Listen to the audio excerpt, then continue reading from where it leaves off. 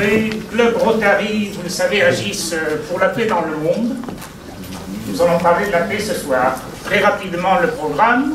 Jacques Bell, qui nous accueille, merci Jacques, nous présentera l'INSEAD pendant quelques minutes. Bernadette Lemour nous expliquera comment ça fonctionne, la bourse Rotary Sud-Île-de-France, pour qui et comment. On remettra 3 chèques de 5 000 € chacun aux 3 lauréats de cette année. Je suis ravi de vous accueillir une nouvelle fois ici. C'est toujours avec un grand plaisir, surtout pour des manifestations comme celle-ci qui rassemblent beaucoup de monde. Un petit rappel historique pour commencer. L'INSEAD, c'est plus de 55 ans d'action, c'est même 58 si je compte bien. Vous avez les étapes les plus importantes. Les premiers diplômés sont sortis en 1960. L'école a démarré pour les Bellifontins au château, jusqu'à ce qu'on commence à construire ce merveilleux campus dont vous voyez aujourd'hui la disposition actuelle, mais qui va faire l'objet d'une très grande rénovation dans les années qui viennent. Toujours ici, à Fontainebleau, bien sûr. Pour promouvoir la paix en Europe et la coopération entre les nations, il était intéressant de créer quelque chose à Fontainebleau. Alors, au départ, ce n'était pas forcément à Fontainebleau, mais en tout cas en Europe. Et tout ça a démarré sur de beaux principes. Nous avons été classés 2 années de suite, premier MBA au monde par le classement du Financial Times, devant les écoles prestigieuses comme Harvard, Stanford, Wharton. On peut dire que nous sommes effectivement assez reconnus à la fois pour l'excellence de l'enseignement et surtout pour notre recherche. Nous avons aujourd'hui 3 campus, un à Fontainebleau, un à Singapour et un à Abu Dhabi, plus petit que les 2 autres quand même. Et puis des programmes de formation continue. On en a à peu près 600 à Fontainebleau, 400 à Singapour, mais ça ne veut plus dire grand-chose, puisqu'en fait, dans leur parcours, dans leur année à l'école, ils peuvent passer d'un campus à l'autre et éventuellement profiter aussi des associations qu'on a avec d'autres écoles américaines qui leur permettent d'avoir un parcours extrêmement éclectique et international. Les présidents des 6 clubs sont impliqués autour de la manette. Thème d'actualité, armes nucléaires, armes de... Denis Oulès vous présentera dans quelques instants les conférenciers. Pour ma part, je vais très succinctement vous exposer le principe de notre action qui réunit 6 clubs de rotariens très motivés du Sud-Île-de-France. J'ai la chance et le plaisir, en tant qu'adjointe du gouverneur Jean Delas ici présent, de coordonner cette belle action. Grâce à vous et aux sponsors qui ont cru au bien fondé de notre action, nous allons pouvoir financer 3 bourses de 5 000 € chacune, permettant ainsi aux 3 lauréats de poursuivre leurs études avec un peu plus d'aisance financière. Les 6 clubs sont représentés ce soir par leurs présidents respectifs.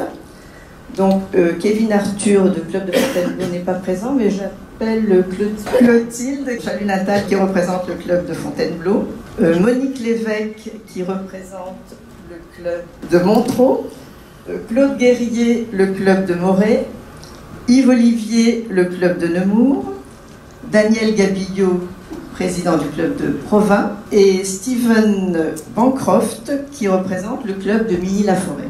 Cette action se prépare sur plusieurs mois. Un membre par club prend contact avec les responsables des établissements scolaires de son secteur, le proviseur ou le CPE, à qui il demande de nous adresser des dossiers d'élèves brillants, à fort potentiel, porteurs d'un projet et socialement méritants. Peuvent concourir à cette opération des élèves de terminale de l'enseignement général ou professionnel, ou des étudiants en première année d'études supérieures ayant appartenu à l'un de ces établissements. Il est demandé à chaque chef d'établissement de nous envoyer au maximum 3 dossiers avant le 15 juin, en respectant l'anonymat, qu'il s'agisse des coordonnées de l'élève ou de l'établissement. Un rotarien coordinateur, assurant le contact entre les établissements scolaires et notre bureau, est le seul pour qui l'anonymat est levé. Il demandera aux élèves choisis par le responsable de l'établissement de lui faire parvenir une lettre de motivation exposant de façon détaillée les projets et les ambitions de chacun. Ce rotarien coordinateur ne prend jamais part au vote. Lors d'une assemblée interne, au mois de septembre, nous procédons à la sélection de 4 candidats que nous rencontrons individuellement par la suite, de façon à appréhender leur motivation, comprendre leurs projets et leur détermination dans leur désir de réussite. Nous sommes très attentifs à la situation familiale de ces étudiants. Ce critère tient une place déterminante dans l'attribution de la bourse. Le nombre des candidats retenus est bien évidemment fonction de nos possibilités financières. Cette action interclub a été mise sur pied en 2013. Elle s'est concrétisée par la sélection de Guillaume Zwankowski du lycée de Provins, diplômé épithèque, qui a pu, grâce à la bourse du Rotary, effectuer sa 3e année à Pékin. Il est actuellement chez Dassault Systèmes au Japon. Guillaume nous tient régulièrement informés de l'évolution de sa carrière qui semble très satisfaisante. En 2014, Bella Nazarova du lycée François Ier de Fontainebleau obtient la bourse. Elle est à ce jour étudiante en classe préparatoire aux grandes écoles de commerce au lycée Carnot à Paris. En 2015, c'est Caroline Fernandez du lycée Sourdin de Provins qui est sélectionnée. Elle a intégré Sciences Po Paris et se trouve actuellement en stage à Chicago. En 2016, Elena Chopi du lycée de Provins, étudiante en médecine, poursuit son cursus à Paris 7. Nous ne perdons pas le contact avec les lauréats. Un parrain rotarien se portant volontaire sera à l'écoute de l'étudiant pendant tout son cursus universitaire. Je ne peux résister au désir de vous faire part du mail de Caroline, reçu hier soir, étudiante donc à Sciences Po et actuellement à Chicago. Donc Caroline nous écrit: bonsoir à toute la communauté Rotary. Me voilà à Chicago, comme indiqué dans mes précédents mails. J'aime beaucoup la vie ici. J'ai encore la sensation de vivre un rêve. Je ne vous serai jamais assez reconnaissante de m'avoir donné les moyens d'aller au bout de mes ambitions et de m'avoir soutenue dans mes projets. J'ai, grâce à vous, non seulement pu voyager, mais obtenir un stage professionnel dans une entreprise qui, en plus de m'enrichir personnellement, me donnera des appuis pour mes futurs choix professionnels. J'aime beaucoup ce que je fais et je suis honorée d'avoir été une des étudiantes choisies par vous. Votre cause dépasse la philanthropie. Elle change des vies, à commencer par la mienne. Je vous remercie encore et encore, avec toute mon affection, Caroline. Ce que vous apportez aujourd'hui est complété par des sponsors que nous devons remercier, surtout Ceinturi 21, qui l'année dernière avait effectivement abondé, mais aussi l'Aigle Noir, Richard Duvauchel, merci, mais aussi Optique Bride, Arnaud Ekin, merci, également Marc Pandreau avec AXA, merci à tous. Jacques Bordet d'abord, 1 an, en tout bien tout honneur, on a dormi ensemble dans la même caserne à l'école polytechnique. On était 5, je crois. 40 ans après, on s'est retrouvés, puis on s'est aperçu qu'il venait très souvent le week-end dans une maison qui est à 200 mètres de la mienne. Il a été un directeur de recherche de New Yorkers, et très tôt, en 1979, il s'est intéressé à l'influence des programmes de recherche sur la société. Et depuis 2009, il est membre de la Commission nationale de l'UNESCO, il est membre de l'Académie européenne des sciences et des arts et des lettres. Il est aussi vice-président, surtout, de l'association française Pugwash, qui est une organisation internationale qui a eu le prix Nobel de la paix en 1995. Il est l'auteur de plus de 50 publications ou communications scientifiques internationales. Et pour les plus anciens du club de Fontainebleau, je rappelle qu'il était intervenu chez nous le 12 janvier 2012 sur justement les questions d'éthique dans la science. Alors Jean-Serge, depuis l'école de l'air il y a 50 ans, a plongé dans le nucléaire. Il a d'abord étudié la physique nucléaire à Saclay. Il a été ensuite professeur dans ce domaine à Saclay, à l'école de l'air. Et donc, depuis toujours, il est familier des questions de la dissuasion par les armes nucléaires. Depuis plus de 30 ans, il habite Fontainebleau. C'est une chance donc d'avoir ce spécialiste chez nous à Fontainebleau. Il a été professeur à l'ENSTA, à l'école supérieure de guerre. Tout ce qui est missiles, infrastructures militaires, etc., les familiers, il vous en parlera dans quelques instants. Par exemple, en 1995, il était chef adjoint des forces nucléaires à l'état-major des armées. Et en 2002-2009, membre du Haut Comité français pour la défense civile, expert nucléaire et chimique. Et depuis 2002, il est expert unique et exclusif du ministère de la Défense, conférencier aussi dissuasion au Centre d'études stratégiques de la marine. Denis Bochart, alors lui, il connaît Fontainebleau et sa forêt depuis beaucoup plus longtemps que Jacques et Jean-Serge ou moi-même. Donc après le scientifique, après le militaire, le diplomate. Il a fait l'essentiel de sa carrière en Afrique du Nord et au Moyen-Orient. Il a été ambassadeur en Jordanie en 1989-1993, ambassadeur au Canada en 1998-2001. Il a été directeur du cabinet du ministre des Affaires étrangères Hervé de Charette en 1996-97.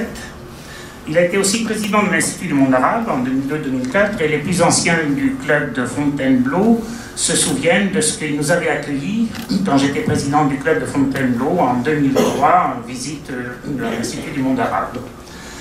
Et aujourd'hui, il est conseiller à l'Institut français des relations internationales, l'IFRI. Il est l'auteur de nombreux articles, du livre aussi Le Nouveau Monde Arabe. Vous pouvez l'entendre le matin sur France Culture ou bien le voir à la télévision sur TV5 l'après-midi ou le soir dans C'est dans l'air. Ah bien, merci Denis de cette introduction et de cette présentation. Je suis naturellement d'abord tout à fait heureux d'être ici à l'INSEAD, dont le rayonnement est international, comme Jacques Bell l'a montré, et par-delà le rayonnement de l'INSEAD, c'est aussi le rayonnement de Fontainebleau à travers le monde, comme j'ai pu le constater lorsque j'étais en poste, aussi bien d'ailleurs au Canada. Je voudrais simplement camper le décor, si j'ose dire, en commençant d'ailleurs par un rappel historique. 1945, c'est l'entrée du monde dans l'ère nucléaire. Elle s'est faite de façon spectaculaire et tragique. Le 6 août 1945, à 8h15, à Hiroshima, ville de 350 000 habitants, une bombe, appelée de façon dérisoire Little Boy, est lancée de 9000 mètres. Il fait dans l'immédiat 75 000 morts, et sans doute au total, parce qu'il y a eu beaucoup de morts par la suite de maladies diverses et variées, sans doute autour de 200 000 morts. La ville a été détruite presque totalement. 3 jours après, le même sort revenait à Nagasaki, ville un peu moins importante, mais avec un coût humain également très, très fort. Ceci, à l'époque, a eu un effet de sidération et de terreur, et a conduit à la capitulation sans condition dans les médias du Japon. Jean-Pierre Dupuis, qui était un philosophe, mais également enseignant à l'université de Stanford, écrivait tout récemment dans un journal, Hiroshima et Nagasaki ont ouvert la virtualité d'une autodestruction de l'humanité par elle-même. Depuis lors, qu'est-ce qui s'est passé depuis maintenant plus de 70 ans? Que s'est-il passé? Je ferai 5 constats. Depuis lors, l'arsenal nucléaire n'a pas été utilisé. Il y a eu entre 1945 et 1953, c'est-à-dire la mort de Staline, une hantise de l'utilisation du nucléaire qui finalement n'est pas arrivée. Il y a eu une première crise sérieuse en 1956 lors de l'intervention franco-britannique à Suez, une menace venant de Moscou d'utiliser l'arme nucléaire si l'intervention ne s'arrêtait pas immédiatement. L'alerte la plus sérieuse a eu lieu à Cuba en 1962, avec ce qu'on a appelé la crise de fusée, réglée par une entente entre Khrouchtchev et le président Kennedy. Et 2017, nous sentons l'odeur de la poudre atomique. La Corée du Nord, le leader de la Corée du Nord et le président Trump s'invectivent à longueur de tweets. L'un déclare qu'il est un gâteux mentalement dérangé. L'autre qualifie le président coréen de petit homme fusée. Le 3 septembre dernier, un porte-parole du Pentagone disait « Le président Trump est déterminé à défendre notre parti, nos territoires, nos alliés, en utilisant la gamme complète des capacités diplomatiques, conventionnelles et nucléaires. » Effectivement, il y a un risque, nous le vivons actuellement, c'est le risque du fou, le risque accidentel, le risque terroriste, peut-être une guerre accidentelle, un risque d'escalade, tous ces risques apparaissent sans pointiller. Le deuxième constat, c'est que même si le nucléaire a été un instrument de paix, dans la mesure où il n'y a pas eu de conflagration mondiale, il y a eu depuis plus de 70 ans de nombreux conflits. De conflits de toutes sortes. Des guerres conventionnelles, mais également une guerre froide, des guerres coloniales, des guerres asymétriques, des guerres hybrides, une guerre contre la terreur, déclarée par le président Bush, des guérillas. Actuellement, on compte environ 75 conflits à travers le monde. Mais aucun n'a effectivement débouché sur une guerre mondiale, même si certaines d'entre elles, de ces guerres, étaient en fait une véritable guerre par procuration entre l'Union soviétique et les États-Unis. Depuis la chute de l'Union soviétique, est-ce que c'est la fin de l'histoire? Est-ce qu'il n'y a plus besoin du nucléaire? Je ferai un troisième constat, c'est que les intervenants en parleront plus abondamment que moi, mais il subsiste un arsenal qui est encore gigantesque. Certes, par rapport au sommet atteint dans les années 80, il y a eu une réduction de cet arsenal à la suite de différents accords, dits START 1 et START 2. Actuellement, il y a plus de 15 000 armes nucléaires, dont 10 000 environ déployées dans des arsenaux militaires. 4 000 seraient opérationnels, dont 1800 bombes américaines et russes en état d'alerte élevée. Quatrième constat, malgré les efforts du club des puissances atomiques, à laquelle la France appartient, il y a eu prolifération nucléaire. Actuellement, effectivement, 9 pays détiennent l'arme nucléaire, les principaux étant naturellement les États-Unis et la Russie, et loin derrière, autour de 300 ogives, et voire moins, la France, la Chine, la Grande-Bretagne, le Pakistan, l'Inde, Israël, même si officiellement aucune déclaration à part une n'a reconnu ce fait, et puis la Corée du Nord, qui s'est manifestée tout récemment encore. Mais il y a un certain nombre de membres potentiels, un certain nombre de pays qui ont la technologie et le savoir-faire, et dont certains ont été ou sont au seuil. Je pense naturellement en particulier à l'Iran, dont le programme a été gelé à la suite d'un accord le 14 juillet 2015. Le dernier point, dernier constat, c'est que le débat sur le nucléaire n'a jamais cessé. Il a même été relancé assez paradoxalement après la chute de l'Union soviétique. Avec la fin de la guerre froide, beaucoup de bons esprits ont estimé que, puisqu'il n'y avait plus de menace soviétique, il n'y avait plus besoin d'arsenal nucléaire.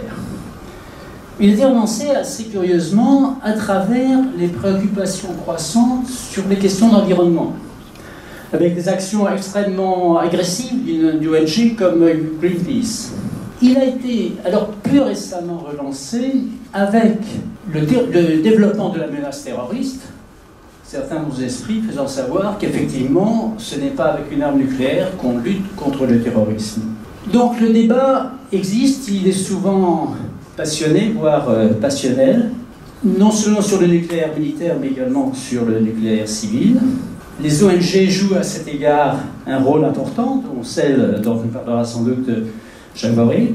Au fond, quels sont les termes du débat? Une première série de questions, est-ce que le nucléaire est un instrument de guerre ou est-ce un instrument de paix? Deuxième série de questions, est-ce que le désarmement nucléaire est souhaitable?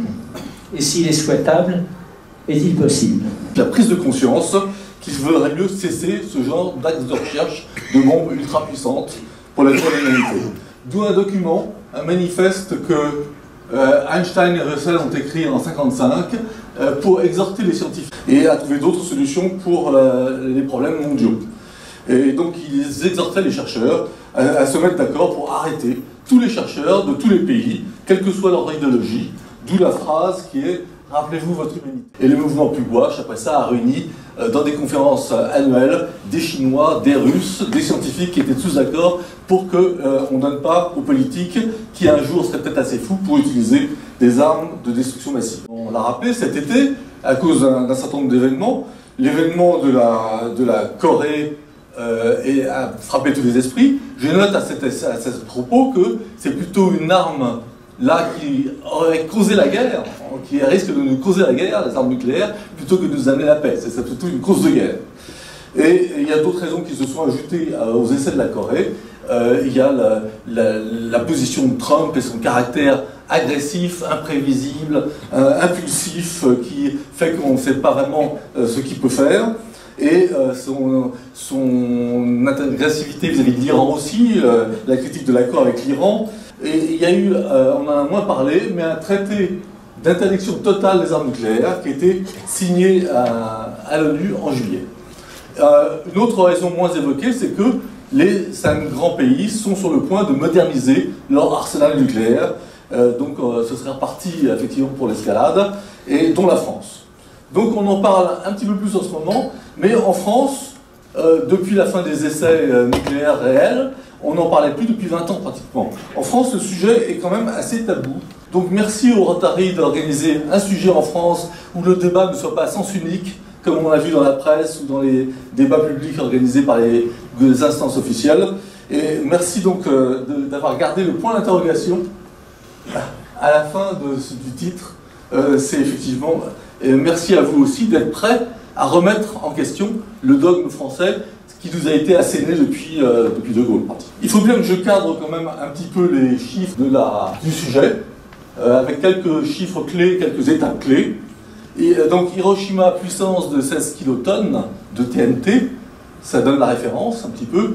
125 000 morts, mais ça c'est vraiment fluctuant parce que ça dépend de ce qu'on compte, c'est pas très précis, mais enfin, bref, 16 kilotonnes pour Hiroshima, mais après une bombe construite par les soviétiques, une bombe H, la plus puissante jamais testée en réel, de 56 mégatonnes. Hein, c'est la bombe Tsar. Puis après, autre chiffre, étape, l'arsenal mondial arrive à son maximum en 86 avec 70 000 armes nucléaires. Donc une folie totalement absurde. Et les politiques ont réussi, après la fin de la guerre froide, de la chute du mur, à ramener cette poudrière à 16 000 armes nucléaires, à peu près, comme rappelé par Denis Bouchard. Mais c'est encore trop au goût de beaucoup de gens, surtout que, comme ça a été rappelé aussi, il y en a 2000 à peu près en état d'alerte permanente, qui peuvent être tirés avec un délai de 20 minutes pratiquement. On se demande pourquoi on a besoin quand même aujourd'hui de 2000 armes qui peuvent être tirées dans les 20 minutes. Par exemple en France, eh bien, on a un sous-marin nucléaire lanceur d'engins qui peut emporter 1000 Hiroshima et qui est en permanence à la mer. Quelques photos d'illustration. Bon, Hiroshima, vous avez tous vu ces images-là. La bombe Tsar avec son champignon qui fait 100 km d'envergure et 70 km de haut en 61. Et le SNLE français, donc un des 4 dont je parlais, celui-là c'est le Terrible, qui, pour vous dire que c'est un objet quand même extrêmement sophistiqué, puisque dans cet espace réduit, on peut loger un réacteur nucléaire, l'équivalent de la base de Kourou qui peut envoyer des missiles, et 16 missiles qui contiennent 96 armes nucléaires. Ben, le coût des armements nucléaires français, on dit qu'il est de l'arsenal français de stricte suffisance, mais c'est un concept défini, on ne sait pas très bien comment, on ne sait pas par qui, et assez fluctuant. Mais aujourd'hui, on dit qu'on a la stricte suffisance, et ça nous coûte 3,5 milliards d'euros par an. Et ça devrait passer à 7 milliards d'euros en 2025 avec le plan de modernisation de l'arsenal nucléaire français qui est prévu. Pourquoi la nécessité de repartir sur 50 ans avec un nouvel arsenal? Eh bien, surtout si on peut remettre en cause le dogme de est-ce qu'il nous est à la fois tout prix, cette arme nucléaire, et surtout pour quelle raison. Dans le monde, en fait, on dépense 100 milliards de dollars par an pour les arsenaux nucléaires. 1000 milliards sur 10 ans, vous vous rendez compte de la somme et de ce qu'on pourrait faire pour la paix dans le monde, avec 1000 milliards d'euros pour aider à défaire des tensions entre les pays du monde. Alors, sont-elles des armes de paix ou des armes de guerre? Alors, au départ, c'était vraiment clairement des armes de guerre, des armes simplement plus puissantes que les autres, Et elles ont été utilisées dans la guerre comme armes de guerre, effectivement, pour détruire Hiroshima et Nagasaki. C'est devenu une arme de dissuasion et de non-emploi que 10 ans plus tard, vers 55-60, on a commencé à avoir d'autres théories. Mais au départ, c'était vraiment une arme de guerre. Conventionnelle, mais plus puissante, comme les conventionnelles, mais plus puissantes. Et il y a quand même eu une association avec la paix, parce que, comme l'a dit Denis Bouchard, tout le monde croit que ça a mis fin à la guerre. Tout le monde le croit parce que c'est la thèse officielle des Américains. Les services de communication américains ont été extrêmement efficaces, ce qui fait que maintenant tout le monde le croit. Ça arrange beaucoup de monde de penser que c'était la cause de la fin de la guerre. Mais en fait, ni Hiroshima ni Nagasaki n'auraient été nécessaires pour mettre la fin à la guerre. Il y a 3 théories développées par les historiens dans lesquelles les armes nucléaires n'ont pas besoin du tout d'exister et pour lesquelles les Japonais se seraient rendus pratiquement dans les mêmes conditions. Donc ça c'est assez important, on vit avec cette idée-là depuis tout le temps, mais c'est une idée qui est loin d'être exacte. La volonté d'équilibrer les forces pour qu'effectivement il n'y ait pas de gagnant donc ça a monté une escalade jusqu'à des arsenaux tellement insensés qu'ils ont fini par faire peur aux dirigeants eux-mêmes. Ça donne le tournis, tous ces traités, de bonne foi, de mauvaise foi, remis en cause pour un tas de raisons. Et en fait, à la fin de tous ces traités, on s'est quand même retrouvé avec une dissuasion qui est une dissuasion de destruction mutuelle assurée. Les traités internationaux, c'est Jean Bernard qui disait 3 caractéristiques. Ils sont généreux, ils sont vagues et ils sont jamais appliqués. De Gaulle, évidemment, s'est immiscé parmi les 2 grands. Il a voulu des armes nucléaires. La Corée du Nord fait avec les USA, simplement d'essayer de se protéger par rapport à un pays dont les armes conventionnelles sont plus fortes. Donc il a défini des armes stratégiques, nucléaires, qui ont tellement de dommages dans l'URSS que ça dissuaderait les URSS. Alors au lieu de faire tout ça pour la première fois, on a ensuite défini des armes nucléaires tactiques, si les chars russes étaient à Strasbourg. Et puis ça, c'était compliqué aussi. Après, des armes très stratégiques pour aller un peu plus loin en Allemagne de l'Est. Finalement, que ce soit des armes complémentaires, des armes conventionnelles. Mais finalement, l'arme stratégique, la dissuasion vraiment d'attaquer avec le bombardement des cités russes, cyniquement on disait il faut que ça tue autant de monde que la population française. On a été vitrifié et que à ce moment-là, les armes nucléaires françaises, cette arme stratégique pour attaquer, dissuader l'Union soviétique, était plutôt une assurance mort qu'une assurance vie. J'aime bien le proverbe chinois qui dit que l'expérience est une lampe allumée que l'on porte sur le dos. Ça éclaire bien le passé, mais ça éclaire pas forcément le chemin qu'on doit prendre. On a eu énormément de risques d'y passer. 3 sortes de risques principalement, le danger de guerre réelle, d'escalade et d'être sur le bord d'une guerre nucléaire, d'une apocalypse, des méprises, des fausses alertes, effectivement, et avec des armes en état d'alerte avec 20 minutes, effectivement, une fausse alerte, ça peut être vite déclencheur d'une guerre nucléaire. Un officier russe qui n'a refusé d'appuyer sur le bouton alors que la procédure russe disait il faut appuyer, il faut lancer des signaux comme si des missiles américains attaquaient l'URSS. Et il n'y a pas cru. Et il a refusé de transmettre l'ordre au Kremlin en disant l'information non, je n'y crois pas. Et c'était vraiment énormément de chance sur ces fausses alertes désamorcées, dont celle de Petrov. Ensuite, les accidents, 3e type où on a eu de la chance. Comme je l'ai dit, c'est des essais très compliqués. En plus, maintenant, on ne fait plus d'essais de bombes réelles, mais on fait de la simulation. C'est très informatisé, donc très numérisé. Donc les bugs informatiques, on sait tout ce que c'est. Les cyberattaques, on sait tout ce que c'est. Donc on est dans des objets extraordinairement compliqués. La peur est mauvaise conseillère, on est sous l'émotion et la raison parfois n'emporte pas. Donc c'est un mécanisme extrêmement fragile, extrêmement aléatoire. On a vécu cette situation-là cet été, un petit peu, voilà, ce qui se passe entre Trump et Kim Jong-un. On n'a pas mis les injures sur la figure, sur le dessin, mais là c'est avec les injures en plus. J'ai pas trop bien dormi, sachant qu'ils étaient en train comme ça de compter jusqu'à 3. Ronald Reagan a expliqué qu'effectivement c'était pas confortable quand on vous disait qu'il y a une attaque des soviétiques et qu'on est là sur le bouton et qu'on sait qu'on va tuer des millions de gens en appuyant sur le bouton et puis notre seule consolation c'est qu'ils seront morts et puis nous on sera morts mais eux ils seront morts aussi, voilà. Donc est-ce que vraiment c'est une protection pour la population. Est-ce qu'on peut appeler ça une protection? Moi, je ne crois pas. Je crois que c'est abusé que de dire vous êtes protégé avec ce mécanisme-là. Je pense qu'il y a d'autres mécanismes qui sont beaucoup moins dangereux, effectivement, que de mettre la peur dans la tête des hommes. Et il y a cette citation de l'UNESCO de l'acte constitutif qu'il faut effectivement faire réfléchir les mécanismes de paix autrement que par la peur. Et puis, non-emploi en premier, et puis on s'est dit, mais ça marche peut-être pas, plutôt que de lancer toute la sauce d'un coup pour se défendre, eh bien, il faudrait peut-être mieux, avant, envoyer des avertissements. Alors c'est intéressant, l'ultime avertissement, parce que ça veut dire quoi? La dissuasion n'a pas marché. Donc on renvoie quelque chose pour rétablir la dissuasion. Mais si elle n'a pas marché la première fois, elle ne marchera pas forcément la deuxième fois. Et puis si on envoie quelque chose, on va croire qu'on déclare la guerre. Donc on prendra en représailles, on sera anéantir. Donc tout ça est vraiment très très bancal. Hein. Vous avez tous reconnu, bien sûr, Hiroshima, à la fois à travers les cerisiers en fleurs et d'autre part à travers les ruines de l'ancienne ville et qui sont les vestiges de l'opération de Little Boy en 1945. Avant de rentrer dans le détail de ces affaires nucléaires, on vient de voir le cataclysme qui nous attend avec le nucléaire.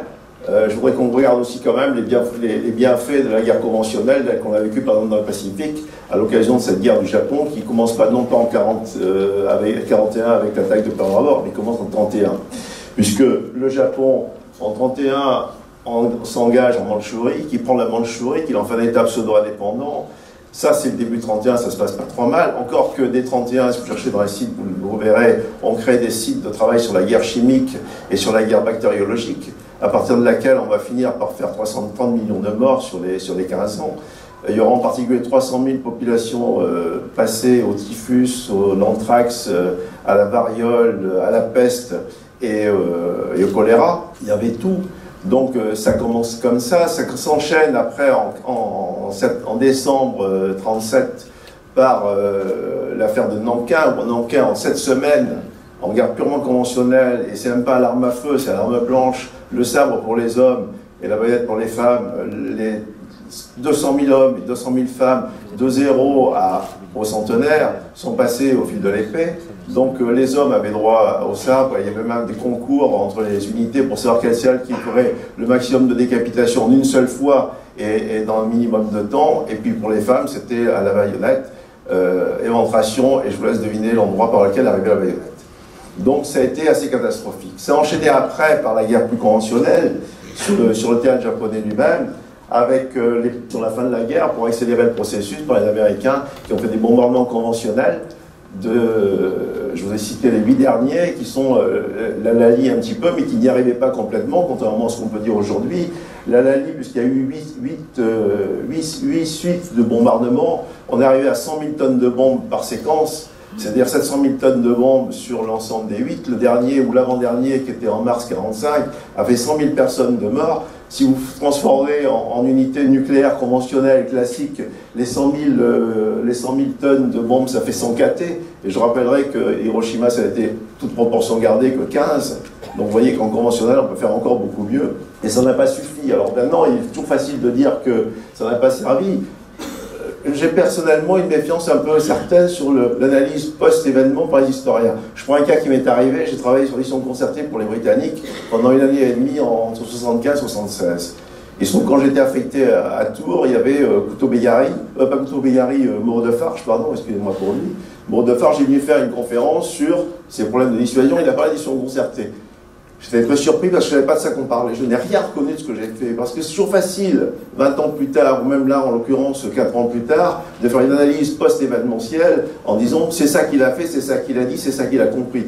C'est pas ça que j'ai dit, c'est pas ça que j'ai fait, c'est pas ça que j'ai compris, c'est pas ce qui est resté.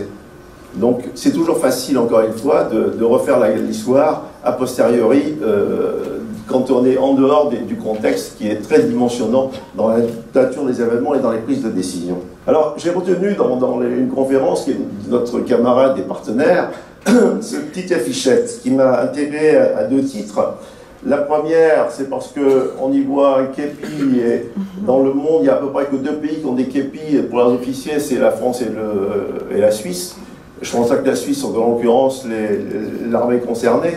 Donc l'armée française, c'est un chagrin de la mettre dans cette situation-là, qui en plus n'a aucun sens sur le plan nucléaire. Parce qu'effectivement, Et c'est vrai, le plan nucléaire, on sait très bien qu'une guerre nucléaire ne se gagne pas, ni par l'un ni par l'autre, les deux perdent, hélas. C'est peut-être aussi ce qui fait ça, le fait que jusqu'à aujourd'hui, ça a une certaine efficacité, bien qu'aujourd'hui on dise que c'est pas vrai, mais les faits sont là. Il y avait en face de Strasbourg, à une longueur du Tour de France, comme dit De Gaulle, 50 000 chars qui attendaient. Je pense que c'était pas pour rien, c'est pas seulement pour faire de la promenade et du camping. Il était nécessaire d'avoir autre chose à opposer en face. Et ce n'est pas nos 500 AMX-30 qui auraient fait le poids. Donc il fallait bien avoir d'autres éléments de négociation et d'autres éléments d'impression sur l'adversaire pour pouvoir arriver à un résultat. Et je crois que cette formule, Monsieur le Président, nous avons gagné, nous sommes les seuls survivants sur Terre, ça n'a aucun sens. Ça n'a de sens que pour le Scipion africain et puis pour le général Lemay qui commandait les forces américaines au sud du Japon, qui effectivement à ce moment-là, et chacun dans son camp, dans le lendemain des bombardements, d'avoir rasé Carthage et avoir réussi, ce que tous les potages que j'ai été à l'époque faisant en latin en 5e, la formule de Carthago de l'Andaest. Carthago est effectivement détruite, et Hiroshima et Nagasaki aussi, pas plus, pas moins que Tokyo d'ailleurs, qui lui était un détruisant conventionnel. Et que ça n'a aucun sens puisque l'un n'avait de dissuasion, et que si il y a la dissuasion, effectivement, je crois que comme ça s'est produit ailleurs, et on peut toujours dire que c'est pas vrai, mais le fait est que ça s'est pas produit, la dissuasion a empêché ce renouvellement de Troie, de Carthage et puis de Hiroshima et Nagasaki. Parce que la notion de dissuasion, et c'est pas très important de le rappeler, la dissuasion c'est quoi? C'est la capacité à faire en tout temps, en toutes circonstances, des degrés inacceptables chez l'adversaire, y compris en second. Ça veut dire que il ne peut pas y avoir de phrase en premier, parce que celui qui fait une phrase en premier prend le risque de la rétorsion dans tous les cas. Donc ça veut dire que des deux côtés, ça gèle le débat. Et on voit très bien que quand on a fait des discours sur l'Iran, en disant l'Iran menace du temps de Ahmadinejad, menace de raser Israël, c'était complètement stupide, parce que l'Iran n'est pas un pays suicidaire. Quand on a 5000 ans d'histoire, ou 3000 ans d'histoire comme l'Iran, qui a été le premier pays du monde sur Darius III en 500 avant Jésus-Christ, on ne peut pas se permettre d'être suicidaire. Et que par conséquent, l'Iran savait très bien qu'en menaçant Israël de l'attaque nucléaire, il prendrait les 200 bombes nucléaires dont se targue Israël et les 200 américaines des flottes qui sont dans l'océan Indien sur la tête et sur la figure, et qu'il n'y résisterait pas, et qu'il n'y aurait plus d'Iran pour jamais. Et donc c'était bien une notion qui était complètement stupide, une déclaration qui n'avait aucun sens. Et qu'effectivement, le nucléaire, vu sous ces deux aspects-là, c'est-à-dire quand on a ces deux volets à la fois, on est pareil des deux côtés, et ça bloque les deux, parce que les deux savent qu'ils n'en survivront pas. Ils ne survivront pas, pardon. Alors Hiroshima et Nagasaki, bien évidemment, ce sont des bombes qui sont connues. Alors Little Boy, parce que c'est une bombe à l'uranium qui avait une forme en longueur. Fat Man, c'est une bombe qui était techniquement beaucoup plus avancée, puisque c'était au plutonium et à implosion, comme les engins d'aujourd'hui, et était plus volumineuse, mais pas plus lourde. Elle faisait toutes les deux 4 tonnes et demie, ce qui fait qu'aucun avion aujourd'hui ne pourrait les porter, quand bien même on les donnerait à Saddam Hussein, et que c'était effectivement une frappe strictement militaire.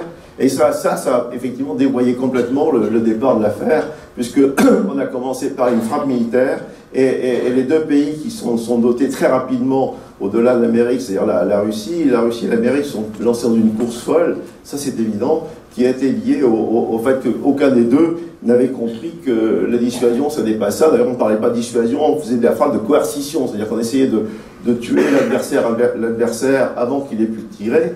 Et en fait, on était dans le syndrome de Fontenoy. Vous vous souvenez, la formule des Français, à Fontenoy, messieurs les Anglais tiraient les premiers. Ça veut dire que celui qui tire la dernière salle va gagner. Et donc on pensait qu'on avait suffisamment il fallait accumuler des salves potentielles pour que la dernière qu'on pouvait tirer, et dont le dernier a tiré, elle annihilerait le reste et qu'on aurait la victoire, ce qui était complètement délirant. J'en suis absolument convaincu, et ça je partage cette opinion. La dissuasion, c'est pas ça. La dissuasion, la Bible nous la donne.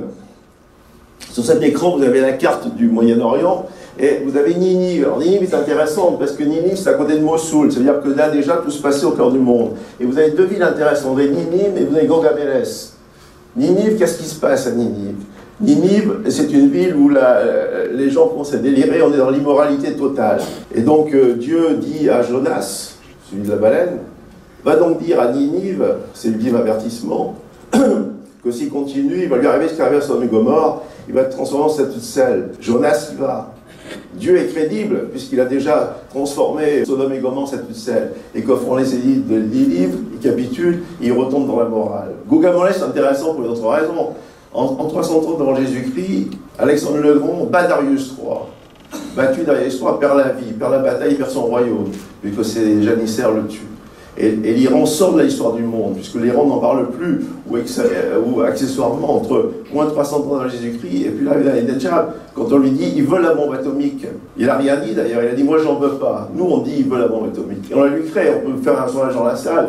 Je suis sûr que dans la salle, il y a au moins 10 personnes qui croient que l'Iran a la bombe atomique. Il n'a rien, il a l'uranium enrichi à 20%, pas avec ça qu'on fait une bombe. Avec 80% d'enrichissement, la bombe d'Hiroshima faisait 44 tonnes et demie. Vous voyez, avec 20%, elle ne rentre même pas dans un Airbus. C'est intéressant parce qu'on voit très bien qu'à ce moment-là, la bombe atomique, une fois que vous la possédez, ou vous pouvez la posséder, vous risquez de la posséder, vous change de nature.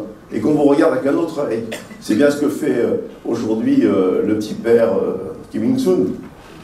En Corée, à tort ou à raison, et je m'en félicite pas, ne faites pas dire ce que j'ai pas dit. Mais on voit très bien que l'arme atomique, effectivement, et cette sensibilité-là, on n'y peut rien, c'est l'histoire qui l'a fait, et ça sera très difficile de revenir en arrière. Alors je voudrais reprendre un petit peu ces points, parce qu'on a eu enfin, une vision apocalyptique qui est un peu rapide, et un peu parfois surprenante dans le débat. Bien sûr, on commence la bombe atomique par Hiroshima et Nagasaki, et là on part sur une escalade. Effectivement, je l'ai dit, je ne vais pas revenir sur Fontenoy. On essaie chacun d'avoir le moyen de faire une frappe préemptive, c'est-à-dire qui anticipe sur le potentiel de la frappe de l'adversaire pour lui couper l'air sur les pieds et avoir la dernière selle pour soi. Et puis la frappe en second avec les sous-marins qui arrivent très rapidement. Un événement important, c'est le téléphone rouge 63, qui est sûrement l'historique et la répercussion de l'affaire de Cuba, où les deux pays se concertent, et en particulier un événement dont on n'a pas parlé, mais que moi je connais, qui s'est passé en 84-85, quand il y a eu la grande explosion de tout le stock de munitions de l'armée soviétique, de la marine russe à Mourmansk. Les Russes avaient perdu toute liaison avec la presqu'île de Kola et Mourmansk, et avec le Vladivostok, dans deux grands pôles, au nord et au sud, à l'ouest et à l'est, de leurs forces de dissuasion, et que par conséquent, ils se demandaient ce qui se passait. Et effectivement, les Américains les ont prévenus que eux, ils n'étaient pour rien. C'était l'explosion de toutes leurs dépôts de munitions qui a fait exploser l'ensemble des moyens de transmission, et que donc il n'y avait plus de liaison. Donc, intérêt de ce téléphone rouge, ça c'est évident. L'équilibre de la terreur, le MAD, c'est la prise de conscience que, effectivement, on est sur une instruction assurée, et que ça ne sert à rien d'avoir 80 000 bombes, dont 50 000 de chaque côté, ou 40 000 de l'un et les autres. Parce que de toute façon, à partir de la première échange, il n'y a plus de débat possible. Il n'y aura pas pourquoi appuyer sur le bouton pour les suivantes. Et que par conséquent, on commence à rentrer dans une logique qui n'est pas stupide, qui n'est pas inefficace non plus. Entre 70 et 90, regardez tout le chemin parcouru. On a arrêté les essais, que la France a signé tout de suite. On a arrêté le cut-off, ce qui s'appelle un traité qui n'est pas signé, qu'on applique, qui est le traité d'arrêter l'enrichissement de la matière nucléaire pour faire des armes. On vit sur le potentiel de nucléaire et nous laisse les armes anciennes qu'on démonte et qu'on refait en nouvelles. Au passage, je voudrais dire que quand même ces armes, quand on dit on les modernise, ça n'a pas de sens. On les modernise pas, on les régénère, c'est pas pareil. L'arme nucléaire, c'est comme vous, c'est comme moi. Chacun d'entre nous vieillit avec le temps. Et en vieillissant, on n'a pas la même performance, on court moins vite, on court moins longtemps, on saute moins haut. Pour l'arme nucléaire, c'est pareil. Et en particulier, pour le problème à elle, c'est la sûreté.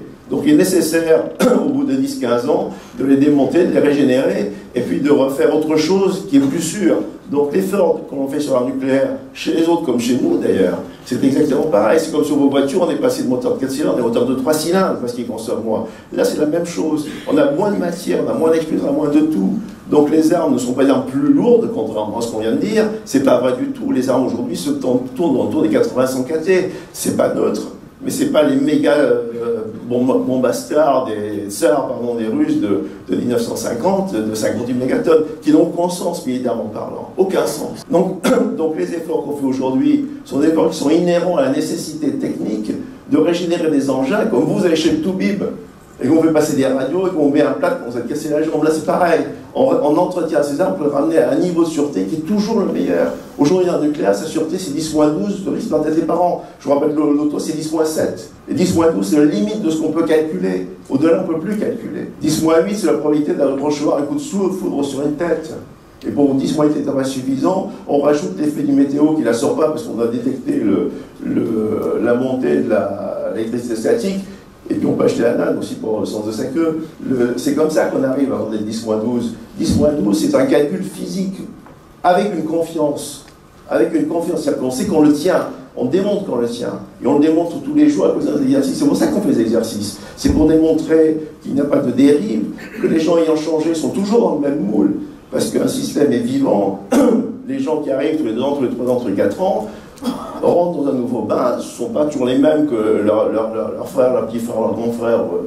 Et que par conséquent, il faut tenir compte de tout ça. Donc en permanence, on a ce travail. C'est ça la modernisation des armes. C'est pas de faire des armes qui font plus fortes, c'est pas vrai, c'est stupide ça. Les armes ne sont pas plus fortes, ça n'a aucun intérêt. On a des armes qui sont plus fiables, plus sûres, avec moins de matière, moins d'explosifs, moins de nucléaire. Et une arme nucléaire, c'est rien en matière nucléaire. C'est pas un réacteur. Un réacteur, c'est 80 tonnes minimum d'uranium. Dans une arme nucléaire, c'est entre 3 kg de plutonium et c'est 20 kg d'uranium 235. D'ailleurs, on a eu peut-être des accidents, donc je dirais plutôt des événements. Parce qu'effectivement, on a pas des armes, souvenez-vous de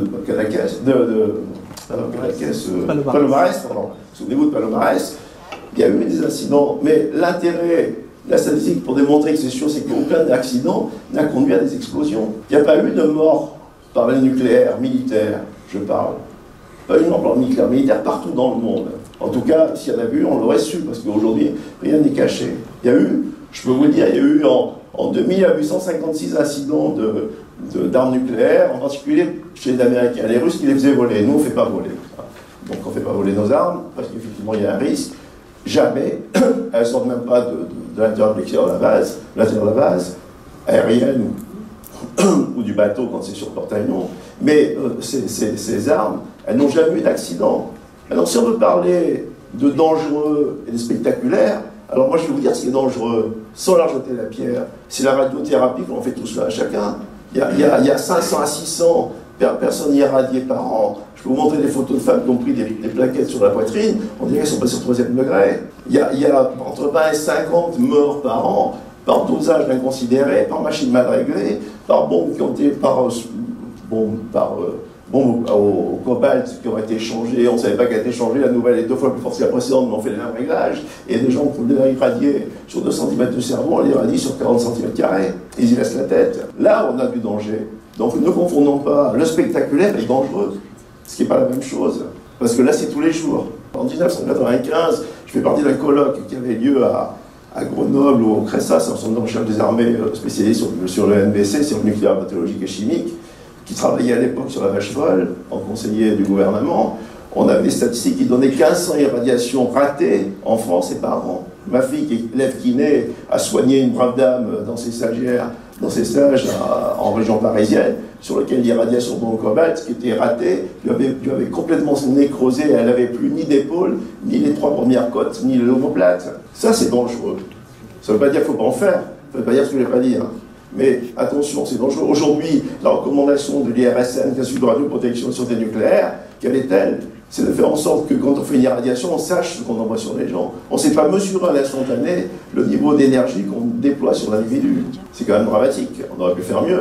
C'est une recommandation internationale. Bon, alors donc il y a eu une évolution, et il ne faut pas la critiquer. L'évolution est à 2 titres, parce qu'il y a le nucléaire avec les exemples d'armes nucléaires.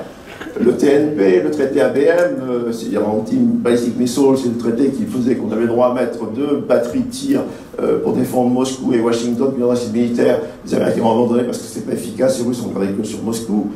Les accords SALT en premier, et puis là ça a lancé, parce que c'est un processus itératif, vers les START. Le START, c'est un accord spontané entre Russes et Américains, tout seul, en dehors des accords START. Et actuellement, on est sur la logique, non pas des chiffres qu'on a eu tout à l'heure, mais sur la logique qui a été signée entre Obama et Medvedev. C'est pour dire qu'aujourd'hui, ils tombent chacun d'accord pour dire, s'il y a encore beaucoup, 1500 armes de chaque côté. On n'est plus dans les 50 000 de la folie des années 70. 1500 armes de chaque côté, 700 vecteurs, 700 lanceurs. Donc on a quand même des réductions qui sont importantes, et ça n'est pas de la bouillie de chat qui a été faite, c'est pas vrai. Donc la France elle-même, alors prenons la France, en 1996, puisque M. Chirac a fait un grand chamboulement, on a signé le CTBT, on a détruit 2 des sous-marins sur 6, et on a perdu 30% de nos sous-marins. On a supprimé toutes les composantes balistiques sol-sol, qu'elles soient balistiques stratégiques à bateau d'allemand, ou celles d'armée de terre avec le Halès ou le Pluton. Les armes tactiques ont été réduites de 50%. Aucun pays au monde n'a fait ça. Pour nous, la France, qui est important, et je voudrais faire un petit couplet sur la partie française, parce qu'il y a beaucoup de choses qui circulent, beaucoup de choses sont vraies, beaucoup de choses sont fausses, hélas. Et donc je pense que c'est l'occasion jamais entre nous, puisqu'on est un petit comité, entre guillemets, de faire une mise au point pratique, cohérente, avec les mots qui sont les vrais mots du sujet. Pour nous, le premier choc, c'est Suez 56, où effectivement, on a été pressé par ricochet, par l'anglais, par Hayden, qui lui répercutait ce que disaient les Américains, qui répercutait ce que disaient les Russes. On sait maintenant, puisque c'est eux-mêmes qui l'ont dit, qu'ils n'auraient jamais fait cette pression-là autrement qu'une pression à la voix, je veux dire. C'est-à-dire que ça n'est que de la spéculation, ça n'a été que de l'intox, ça n'a été que du chantage, il n'y avait rien de sérieux derrière. Je ne vois pas les Russes faire une seconde guerre mondiale, une troisième guerre mondiale pour défendre M. Nasser, même si le canal de Suez était indispensable. Pour la France, c'était important parce que la France avait un passé historique fort dans ce domaine. Je vous rappelle que depuis Colbert, on a un service des poudres, que le premier sous-marin qui est plongé sous l'eau d'un radeau de Toulon en 1800 s'appelle le Gymnote, qu'on avait associé au service des poudres par la direction d'artillerie un service des fusées dès la fin du 19e siècle, qu'on avait potentiel à fabriquer des avions, et qu'on avait parmi les plus grands noms du nucléaire, et que donc on avait vocation forcément, on appelle ça vocation, forcément on peut appeler ça aussi un déterminisme historique, à faire des armes et à rentrer dans ce cycle de dissuasion, parce que la France était un pays qui commençait à retrouver sa dimension, et qui ne pouvait pas rester comme ça, en seconde zone, ou en troisième couteau, voire en cinquième couteau. Et que par 5 ans, c'est pour ça qu'on a cette phrase de M. Guy Mollet qui dit « Ah, si j'avais eu la bombe, c'est pas Hayden qui m'aurait fait chanter ». Et là où c'est important, c'est l'évolution qu'a apporté, contrairement à ce qu'on pourrait dire, et il ne faut pas le discréditer, et il ne faut surtout pas s'en moquer, c'est l'idée du général de Gaulle qui est intéressante, parce que quand il dit le poids égalisateur de l'atome, il sort de la guerre nucléaire où on voit l'arme atomique comme des facteurs de mégatonnes et de mégamorts, mais comme quelque chose d'un facteur de rééquilibrage stratégique. On est dans de la politique, on n'est plus dans de la guerre conventionnelle ou nucléaire. On n'est plus sur le champ de bataille, là. On n'est plus dans la bataille de l'avant, comme on dira plus tard, dans les années 84. C'est quoi le poids égalisateur de la bombe? C'est quand vous prenez 4 pays, maintenant il a mis un 5e avant-hier, la France, 600 000 km², 175 000 en premier territoire d'outre-mer, l'Amérique qui fait 9 800 000, la Russie, autant de l'URSS qui en fait 17,3, la Chine qui en fait 9,6, et puis la petite Corée qui en fait 120 000 avec 25 millions d'habitants. Bien sûr, c'est des faibles par rapport à des forts. Mais quand vous passez au niveau nucléaire, vous apercevez que la vulnérabilité aux armes de la Russie, de la Chine, de la France, elle est équivalente. C'est-à-dire que dans les 4 pays, il y a 20, 25, 30 centres dominants majeurs à partir duquel le pays tient. Et par conséquent, le pays ne peut pas se permettre de les perdre. C'est ça, faire des guerres inacceptables. C'est pas seulement faire des méga-morts, le problème n'est pas là. C'est de ramener le pays en arrière, c'est insupportable pour lui. Et donc on n'est plus dans une logique du faible force qui ne veut rien dire, qui est une formule journalistique. On n'est plus dans la faible force, on est non pas de fort à fort, mais entre égaux. Parce que l'un et l'autre peuvent se faire la même chose. C'est vrai que la Corée aujourd'hui, dans le faible fort, puisque la Corée aujourd'hui, elle plastronne avec un missile à carburant liquide, ça n'est pas neutre, c'est un missile à carburant liquide, il faut le préparer, si on ne tire pas dans les 2 jours, il s'est autodissous avec l'acidité des produits qu'on met dedans. Donc c'est pas une dissuasion qui est crédible. Et les armes nucléaires, je rappelle que pour faire mettre une arme de 600 kg à 5 000 km, il faut un missile de 30 tonnes, ils n'en sont pas encore là. Donc on a encore le temps de revenir, j'espère. Mais donc vous voyez que cette logique du faible fort, c'est une formule toute faite journalistique qui a fait Flores. On a dit aussi au moment de la guerre du Golfe, c'est du fort au fou entre nous et Saddam Hussein. Il n'est pas plus fou que nous, Saddam Hussein. Il y a une autre logique. C'est pas la même chose comme aujourd'hui avec, comment il s'appelle, Kim Il-sung. On a 2 logiques différentes, celle de Trump et celle de Kim Il-sung. Il n'y a pas 2 fous, il y a 2 autres personnes. Donc De Gaulle, sa formulation, un pays qui n'a pas la puissance de 1800 mètres pour sa sécurité son réponse à un autre, qui renvoie exactement à ce que dit Mitterrand en 88, en se reliant à cette logique de riposte graduée flexible de l'OTAN, les Européens de l'OTAN intégrée on ne pouvait pas savoir ce qui se passerait s'il pouvait se passer quelque chose. C'est bien ça le fond du problème aujourd'hui. En Europe, il n'y a pas de dissuasion stratégique. On n'a pas d'armes stratégiques. Les seules armes stratégiques en Europe, c'est les françaises. Les Anglais sont dans le moule américain, dans le SIOP, c'est-à-dire Single Integrated Operational Posture, c'est-à-dire le plan d'emploi américain. Ils vont là où les Américains le disent. Ils n'ont pas de liberté de manœuvre. Est-ce que l'Europe peut rester dans ce concert-là, avec ou sans armes nucléaires, qui est un autre débat plus tard? Aujourd'hui, est-ce qu'on peut rester démunis comme ça? Sûrement pas. Et puis là, les discussions nucléaires, finalement, on interligne tous les stratèges et puis Sun Tzu. Et moi, j'aime bien cette formule parce que c'est exactement ça de Christophe de Guibert. En matière de stratégie, l'essentiel est dans la paralysie, pas dans le meurtre. On est dans la paralysie. L'objectif, c'est de paralyser l'autre, sans avoir livré bataille. Alors, on peut aimer les bombardements à 100 000 tonnes. Ça fait plaisir aux aviateurs, ça fait plaisir aux artilleurs de tirer au canon. Ouais, ça fait pour ça. Hein. Mais moi aussi, je pourrais faire ça. Mais je n'ai pas plaisir particulier d'envoyer des bombes sur l'adversaire. Je préfère la paralysie avant d'avoir livré le combat. À commencer par mes hommes, parce qu'on sait très bien qu'à la guerre, c'est les militaires qui sont les premiers à mourir, pas les civils qui les envoient. Donc je rappelle en une seconde le processus. Notre logique, procéder en seconde, une frappe pour que un dommage inacceptable, c'est 100 secondes.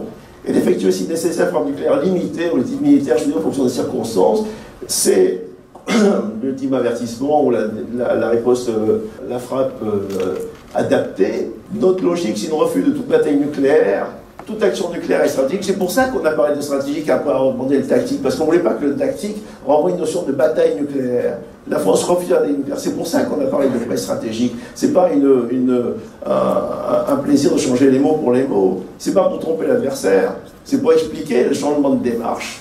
C'était pas neutre. Le président de la République est seul décideur. L'autorité militaire ne fait qu'apporter des éléments opérationnels, conseillers. Et puis on a pris deux composantes qui se suppléent et se complètent et se supportent. Discrétion, force de frappe en seconde, qui est indispensable. Et qu'on doit les reporter démonstrativité, diversité, souplesse. Parce qu'il faut aussi, comme dans Ninive, avoir quelqu'un qui porte le message. Et ce message, c'est celle-là qui va le porter. Un peu plus fort que celui qui avait le porteur de nouvelles de Ninive, mais quand même. Et c'est là qu'interviennent les intérêts vitaux dont tout le monde se demande qu'est-ce que c'est. Les intérêts vitaux, c'est à l'adversaire de savoir sur quel point on va trancher. C'est pas différent de ce que fait le marchand de tapis.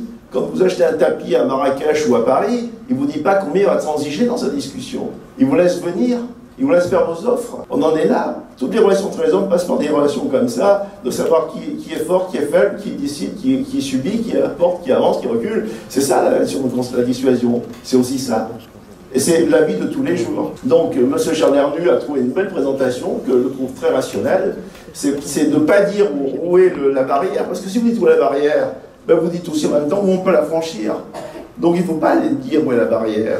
Si on ne veut pas se faire fracturer par soi-même, ce qu'on appelle le grignotage subnucléaire chez les spécialistes. Mon dernier mot sont là, c'est que les Français, finalement, quand on demande ce qu'ils en pensent, vous voyez qu'aujourd'hui, en 2017, l'avis de la population, le nucléaire militaire, c'est bien, et si on pouvait faire mieux, ça serait encore mieux, puisqu'on est à 60%, voilà, on est à 60% de devis favorables, et si on continue la courbe, que je n'ai pas pu prendre là, on arrive à 70%.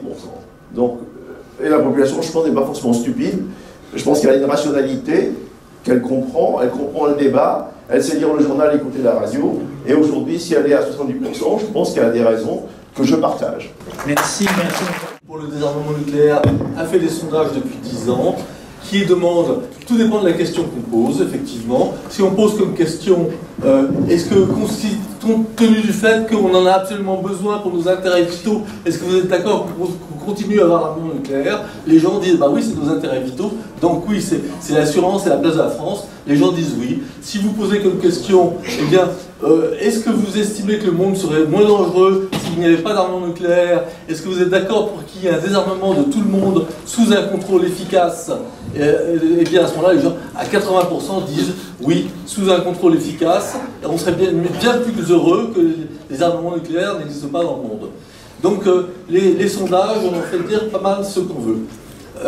Et quand ils sont faits par le ministère de la Défense, effectivement, on peut se dire que la question est posée d'une certaine façon.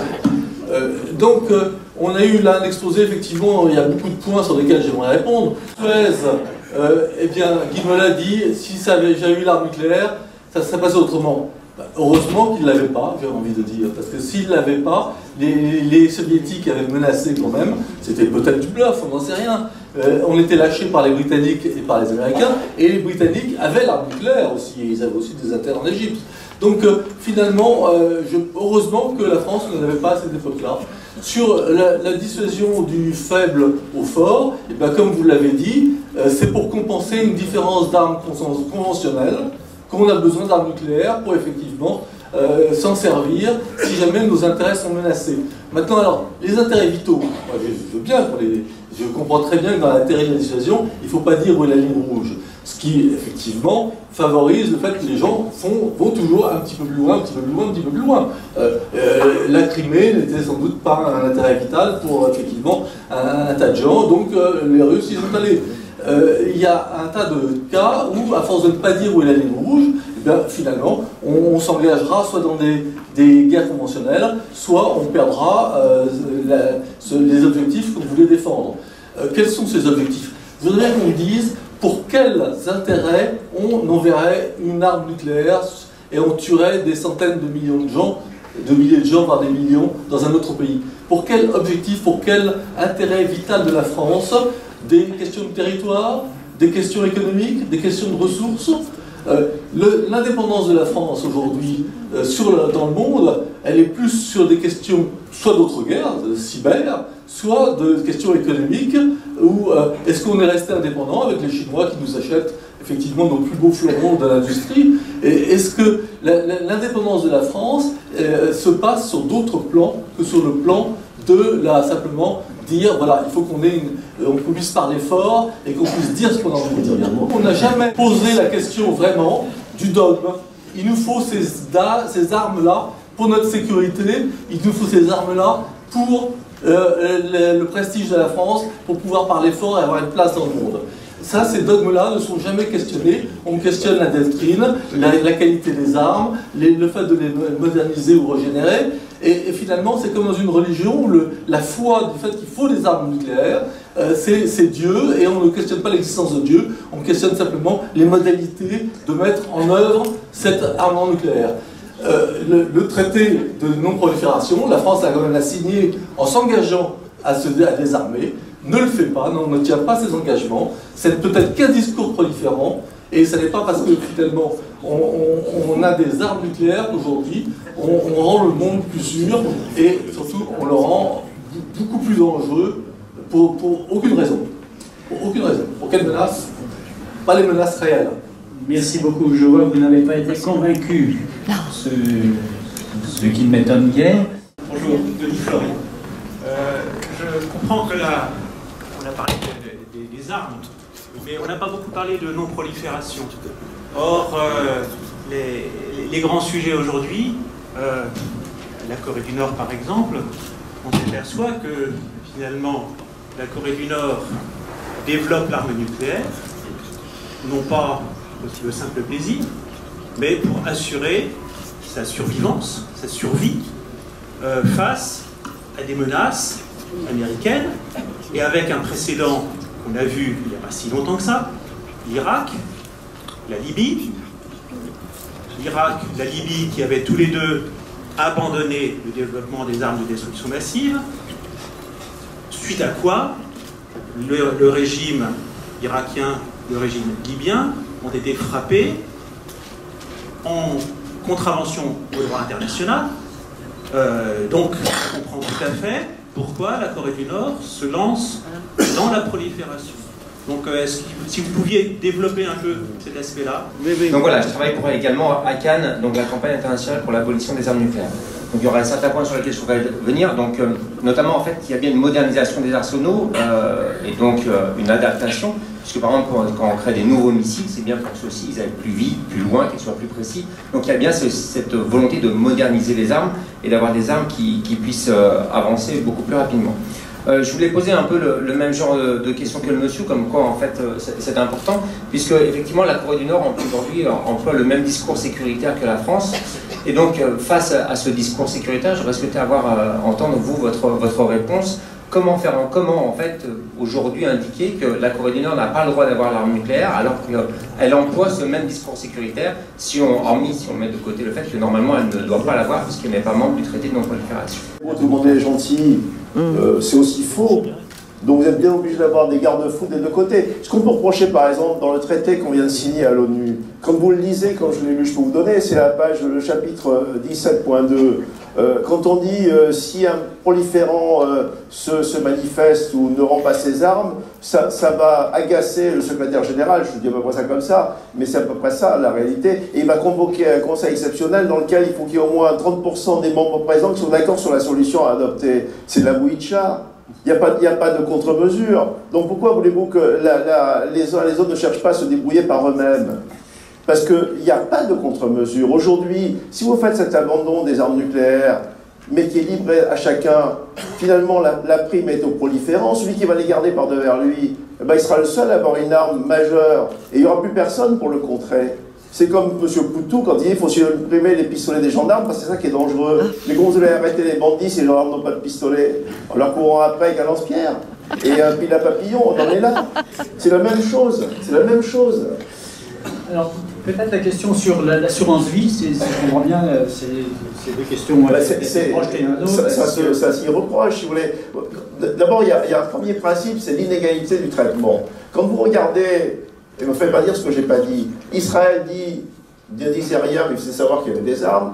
Monsieur Ehud Olmert dit j'en ai 200, il s'est fait taper sur la par sa Knesset, mais il a quand même dit j'en ai 200. Et qui bouge, qui se plaint, qui fait quelque chose? Rien du tout. Donc, comment voulez-vous que Saddam Hussein ne dise pas derrière, moi je garde le chimique parce que c'est le nucléaire du pauvre? On a du mal à le contrer, à lui dire c'est dégueulasse ce que tu dis, la coco. Donc, c'est ça aussi l'équilibre international qui n'est pas respecté, qui n'est pas tenu. La Corée du Nord, je ne défends pas la Corée du Nord, mais la Corée du Nord, c'est un pays qui ne fait cherche pas d'expansion, qui ne cherche même pas à faire du prosélytisme. Si vous voulez, il a un système qui est un baborum, là, complètement hermétique, clos, un hérisson dans lequel personne ne rentre. J'y suis allé en Corée, je suis allé sur le front de la Corée du Nord. Donc je l'ai vu de près, puisque j'étais même en casque bleu, j'étais dans l'armée sud-coréenne pour pouvoir aller sur la ligne de front. Mais c'est un hérisson, avec comme le mur de Berlin, avec 3 km de profondeur de mine, et de soldats déguisés en paysans qui font semblant de labourer, mais qui sont là pour garder. Bon, il n'engenouillait personne, pourquoi aller les chercher? Bon, il y a une doctrine, si ces populations ne se rebellent pas, pourquoi aller l'obliger à... Parce qu'on le pousse à bout quand même, honnêtement. Honnêtement, on le pousse à bout. Vous pensez que la menace coréenne, comme auparavant la menace iranienne, n'existe pas véritablement? Il a des moyens, bien sûr qu'il cherche des moyens, puisque c'est un seul moyen de survie, dans la mesure où l'Amérique lui dit, moi je peux vous vitrifier avec mes 1500 têtes nucléaires de 100 kilotonnes. Donc vous le poussez à une situation d'animal. Tout le monde sait en gendarmerie ou chez les CRS que par rapport à une foule, si on l'a maîtrisée, on bloque sur 3 côtés, puis on laisse le 4e derrière pour qu'il puisse échapper. Il faut une porte de sortie. Il n'y a pas de sortie là. Il n'y a pas de sortie du tout. Je pense qu'effectivement, là, on est un petit peu dans la caricature de dire qu'il faut absolument ces armes-là parce que quelqu'un les aura un jour. D'abord, s'ils les ont eu un jour, c'est parce qu'on les a aidés, qu'on a proliféré. Dès 2006, eh bien, la Chine les a aidés, le Pakistan les a aidés. Donc, il y a quand même une façon, même si c'est très difficile de faire machine arrière, effectivement, ce traité-là d'interdiction totale, il faudra passer 7, 8, 10 obstacles de pas à pas pour arriver à désarmer le monde. Mais encore faut-il le vouloir. Si on le veut, je pense que c'est possible. L'impossible n'est pas... Il ne faut pas partir du fait qu'on ne pourra jamais désarmer. Il y a des organismes comme l'AIEA, qui sont des organismes extrêmement efficaces. Si on leur donne le mandat et les moyens de contrôler, ils l'ont fait pour l'Iran, ils peuvent le faire, s'ils l'avaient fait bien avant aussi, alors il y a des pays qui ne voudront pas, bien sûr. Sur les armes chimiques, sur les armes biologiques, vous avez bien mentionné qu'on a tué des centaines et des millions de gens avec les armes biologiques en 1937. Et là, il y a un jour, on a quand même évolué, on a condamné donc les programmes d'armes biologiques et les programmes d'armes chimiques. Ça n'empêche pas des voyous d'avoir des armes chimiques comme en Syrie. Ils se font taper sur les doigts quand même, ils se font condamner, ils se font mettre au banc de la société mondiale. Tous les pays n'ont pas envie d'être au banc de la société mondiale et de développer des armes qui sont condamnées par tout le monde, par l'ensemble du monde entier.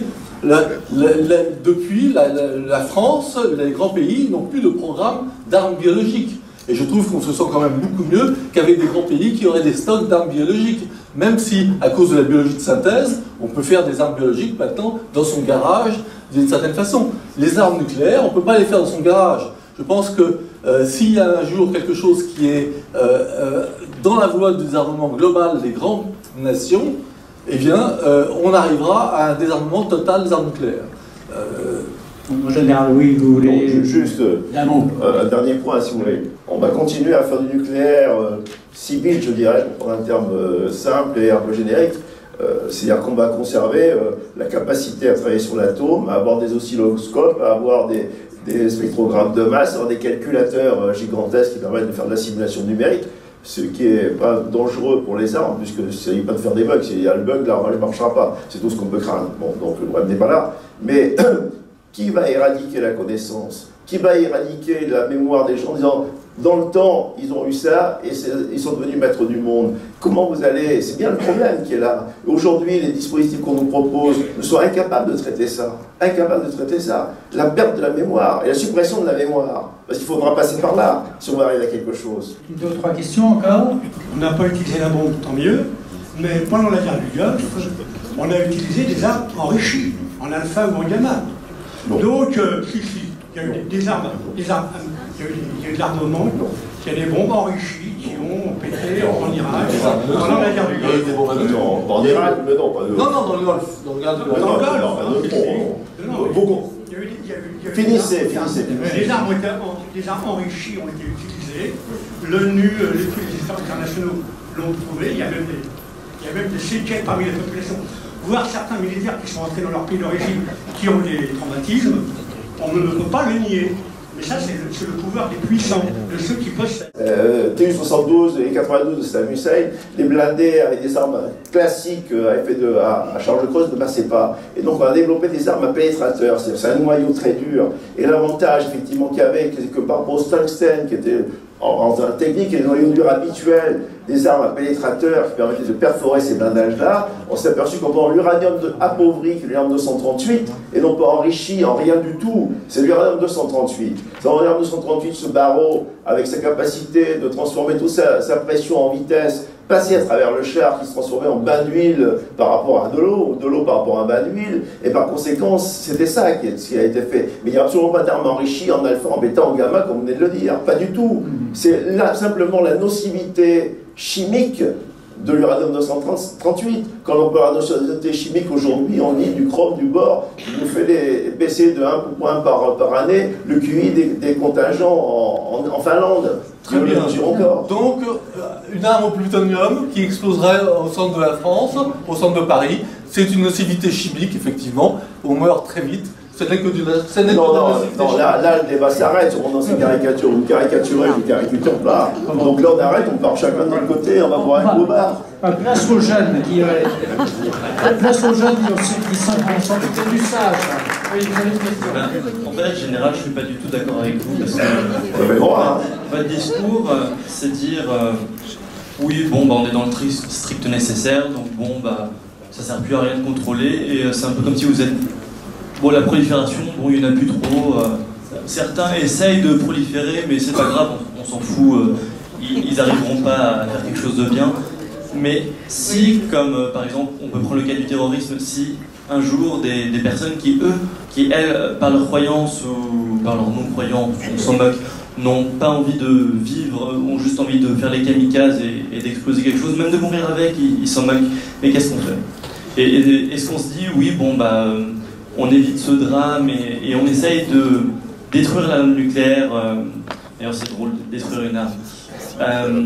J'aime bien l'image.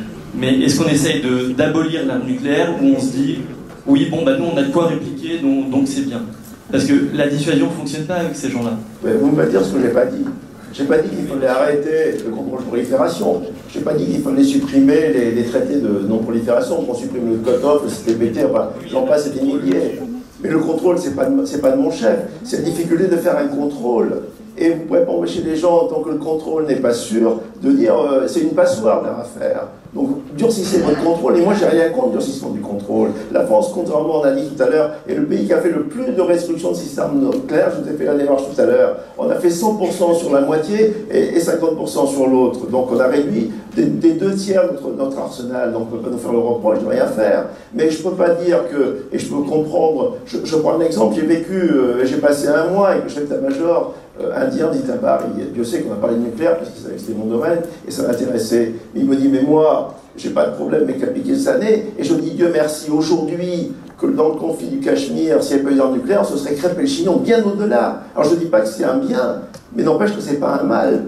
Et que ça a régulé le système. Et qu'au lieu d'avoir peut-être 25 généraux tués et 3000 soldats, ce qui est beaucoup pour les généraux et pour les soldats, on aurait pu avoir un cataclysme dans lequel les 2 pays s'étripent, comme se sont détripés la France et l'Allemagne en 14-18. Il faut attendre un cataclysme pour agir. Mais j'ai pas dit ça non plus. Je dis, je suis parfaitement d'accord pour les contrôles, mais faisons des contrôles. Aujourd'hui, les contrôles, on a du mal à les faire. Et les structures ne sont pas adaptées. Est-ce que vous pouvez nous parler des accidents d'irradiation qui arrivent chez les militaires à l'occasion de manipulation de combustible? En matière plus pas de matériel, sauf à Val-Duc, où là il y a des produits qui sont, je suis plutôt à Val-Duc, mais c'est le CEA et c'est des normes civiles, c'est pas des normes militaires qui sont appliquées. Les victimes militaires des essais nucléaires, il y en a eu effectivement un nombre considérable. On commence à les connaître maintenant et on commence seulement maintenant peut-être à les indemniser. Sur le traité de non-prolifération, eh bien, il faut quand même rappeler que la France, depuis 10 ans, est un pays qui bloque le progrès de la mise en œuvre du traité de non-prolifération, parce qu'elle s'accroche effectivement à ses armes, et pour un tas de raisons. Il faut quand même savoir que dans les raisons pour lesquelles la France s'accroche aux armes nucléaires, il y a des raisons un peu cachées, comme le lobby militaro-industriel, qui effectivement, Eisenhower l'a dit dans son discours final, Michel Rocard me l'a dit une fois, Paul Quilles nous l'a dit, la pression du lobby militaro-industriel auprès des politiques est absolument énorme et irrésistible. Et donc on bloque, la France bloque depuis 10 ans les avancées d'un traité de non-prolifération alors qu'on s'est engagé à désarmer. Il faut choisir les ministres plus costauds alors. Et puis une dernière question. Là, ce que je vois, c'est que là, on voit le bien. Excusez-moi, mais on voit le côté du mal. Ce qu'on veut dire que là, vous allez, admettons, vous discuter, je suis d'accord, je suis pas d'accord, et d'un seul coup, vous allez appuyer sur le bouton, et là, il va y avoir 100 000 personnes qui vont mourir pour des discussions qui partiraient en vrille, quoi. Et c'est une image. Donc je trouve ça dommage aujourd'hui que il va y avoir je suis d'accord, je suis pas d'accord, t'es un pile pourri, t'es si. C'est la beauté de la guerre conventionnelle, ça. Effectivement, c'est une sorte de majorité, si j'ose dire, se dessine sur le thème démanteler l'arsenal nucléaire, c'est souhaitable. C'est un arsenal très coûteux, finalement inutile, dangereux. Le prix est là, hein. Le prix est là de la dissuasion pour la France, c'est 5 paquets de clopes. Mais une autre question n'a pas été abordée. À supposer que le désarmement nucléaire soit souhaitable, est-ce qu'il est possible? Est-ce qu'il est possible techniquement? Est-ce qu'il est possible diplomatiquement? Est-ce qu'il est possible politiquement? Qui va convaincre M. Poutine d'un côté et le président Trump de l'autre? Ou chinois, on va dire. Xi Jinping, de démanteler son arsenal. Est-ce que vous pouvez peut-être, pour terminer, essayer de répondre à ces interrogations? Oui, bon, je pense effectivement, comme vous le disiez, qu'on est dans un processus effectivement très peu démocratique, c'est-à-dire que d'autres décident pour nous du sort de l'humanité, et on ne sait pas très bien comment ils le font. Je pense que les dialogues, quand on se met autour de la table en disant « moi j'ai tant d'armes, donc je dois parler », et simplement c'est un rapport de force pour créer des relations internationales, c'est pas ce qu'il faut. Les gens désarmeront à partir du moment où ils ne se sentiront pas menacés. Et l'essentiel, c'est de désamorcer les menaces par des discussions multilatérales, comme l'a dit Macron à l'ONU, pour une ONU forte, pour un multilatéralisme bien fort aussi. Seulement, quand 122 pays disent « on voudrait un traité d'interdiction », Ça, c'est quand même du multilatéralisme. Quand l'ONU dit oui, on fait un traité d'interdiction, c'est quand même une ONU forte, mais qu'est-ce que fait la France? Ah bah non, cette ONU-là, j'en parle pas. Ce traité-là, est-ce que veulent les autres pays? Je n'en parle pas. On ne peut pas désinventer la bombe, on saura toujours la faire. Seulement, on a désinventé un tas de choses qui se deviennent inutiles, d'objets qui deviennent inutiles. Si on ne fait pas des bombes, si, comme vous dites, on ne les régénère pas régulièrement, eh bien, elles tomberont caduques. C'est-à-dire qu'on ne saura plus les faire, on les ferait pas de la même façon. Dans le rapport du Parlement de décembre 2016 pour dire il faut moderniser la bombe, ils disent il faut absolument continuer à entretenir la bombe pour garder les compétences industrielles très pointues pour faire ces objets extrêmement compliqués et les miniaturiser. Et sinon, les compétences industrielles, la filière industrielle pour fabriquer la bombe va se tarir. Donc il faut l'entretenir. Donc on modernise les bombes pour entretenir la compétence industrielle pour les fabriquer. Et parce que ça fait effectivement des emplois, parce que les lobbies industriels sont derrière. Donc on peut très bien arriver, ce sera difficile, j'en suis bien persuadé, à faire en sorte que par le dialogue, les pays ne se sentent pas menacés sur leurs frontières. La guerre maintenant se fait autrement, économiquement ou par cyberattaque. Dernier mot ultime, qui sera sans doute un point d'interrogation. Il m'arrive de lire l'évangile, alors je suis tout à fait d'accord avec l'évangile, je peux tirer et même les principes de l'église. Quand on va travailler sur la joue droite, je peux attendre la joue gauche, mais il y a un moment, je dis que 2 jours, il y a un moment, ça devient insupportable. Et on voit très bien que les pays, on peut leur dire, c'est pas bon pour vous, on fait beaucoup mieux pour vous, on va être tous frères. Au passage, je ne vois pas pourquoi vous reprochez à la France de ne pas traiter sur le TNP, puisque le TNP, la France a fait tout ce qu'il fallait. Moi, alors pas on supprime tout ça, je suis d'accord. Ça peut être une solution, mais c'est pas. Oui, mais l'article 6, personne d'aller au-delà de ce que nous-mêmes nous avons fait. Puisqu'aujourd'hui, on est à 1500 chez les Américains, chez les Russes. Les Chinois virent vers 1500, ils n'ont pas 300 armes, ils n'ont plus de 400 aujourd'hui. Et que les Indiens, s'ils pouvaient en avoir 500, ils le feraient. Donc aujourd'hui, on en est bien là. Alors, après, c'est un problème de réalisme.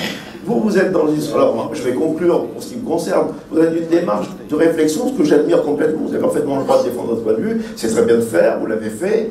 Je suis d'accord avec ce que vous avez dit parce qu'il y avait des caricatures, mais cela étant, j'essaie de les reprendre. Mais moi, je ne suis pas dans le domaine de la spéculation. Je suis dans le domaine de l'exercice de la sûreté. Moi, ce qu'on me demande, c'est... Aujourd'hui, je travaille sur un système d'armes, la SAP améliorée, qui va vivre jusqu'en 2040. Je suis là pour dire à l'État français et aux Français, je vous fais ce qu'il faudra en 2040 si le problème se pose.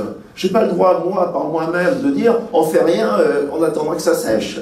Et les Américains aujourd'hui réfléchissent sur les systèmes d'armes pour 2080. Qui dans la salle aujourd'hui, avec confiance, qui est au mieux de 10.4, 10.5, peut nous dire en 2080 on n'aura besoin de rien. On sera tous frères. C'est bon, c'est fait. Ce sera l'évangile à tous les coins de rue. Ou autre chose, je fasse le choix des religions. Ou la Torah, comme vous voulez. Ou le bouddhisme, on peut faire mettre notre camarade bouddhiste au pouvoir. Je ne suis pas sûr qu'il faut pouvoir. Il tient le même raisonnement qu'aujourd'hui, quand il est derrière les écrans, M. Mathieu, le fils de Jean-François Revel. Et maintenant, Dominique, à toi de jouer. Ce document, alors il y a 4 pages, Arial 12, bien rempli. Ça a été assez consistant à lire, mais il y avait la première phrase qui commençait « Si un jour votre regard se pose sur une plante, que ce soit sur une orchidée qui semble transpirer dans la moiteur de votre salle de bain, ou sur ce ficus qui s'efforce d'exister, vous voyez, ça commence, il y a 4 pages comme ça, et ça se termine par je trouve le très beau parce que c'est très direct. J'espère avoir suscité votre curiosité et peut-être l'envie de m'accorder une chance d'être heureuse en m'octroyant cette bourse. Donc on va voir si son projet mérite cela. Lucie, tu as 30 secondes. Je suis actuellement en CAP couture floue. C'est une formation qui dure 2 ans. Je compte ensuite intégrer un CAP couture, tailleur, pendant 1 an. Et puis après, je compte me rediriger vers une école qui me permettra d'obtenir un diplôme pour devenir costumière, pour travailler dans les théâtres, peut-être le cinéma. Qui s'est réorienté vers ce depuis littéraire. Il nous met, j'ai commencé à écrire quelques poèmes. Et puis, en fait, il est allé plus loin. Aujourd'hui, il prépare une licence de sciences du langage. Tout d'abord, je vous remercie. Mon projet, c'est d'être sophrologue. Parce que oui, je pense qu'aujourd'hui, il faut faire du bien aux gens, et c'est ce que je veux. Je veux apporter du bien aux gens, servir l'intérêt général, si on peut dire, pour utiliser les grands mots. Oui, c'est vrai, je suis tombé amoureux de la poésie. Mais pas qu'en terminale, hein, depuis tout jeune, j'écris beaucoup. C'est à vous qu'il y a les choix et je trouve que c'est un très bon sort et un très bon signe pour l'avenir. Hugo, il est actuellement en pension à Saint-Aspect et il prépare son souhait, qu'il va nous expliquer dans quelques instants, c'est de faire journaliste. Hugo est un compétiteur, c'est un adepte du triathlon, du saut à la perche. Il est très curieux. Lorsqu'on a un entretien avec lui, on s'aperçoit qu'il y a en lui beaucoup de curiosité. Lycée Saint-Aspect, juste à côté. Et j'ai pour projet de devenir journaliste, car c'est une profession qui m'inspire. Je suis très ému de me retrouver face à vous tous. Ça va changer vraiment beaucoup de choses dans ma vie, alors merci, un grand merci. Hugo est un élève de notre établissement et il est très investi, on l'a dit, il est brillant, il a une place importante au théâtre, il fait la préparation Sciences Po. Alors Lucie, bien sûr, non Lucie, t'aurais dû passer avant, mais voilà, et puis voilà, vous pouvez prendre vos photos, immortaliser cet instant.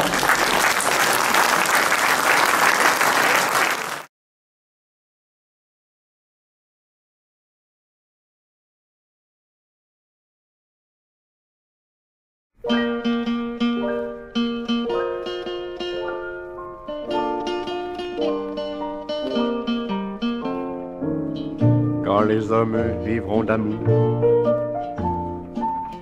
il n'y aura plus de misère et commenceront les beaux jours.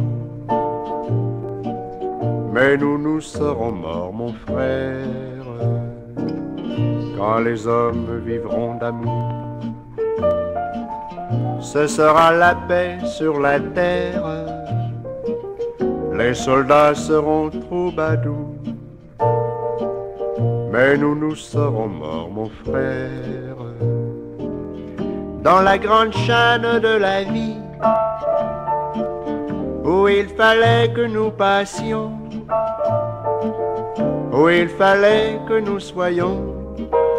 Nous aurons eu la mauvaise partie, quand les hommes vivront d'amour. Il n'y aura plus de misère et commenceront les beaux jours.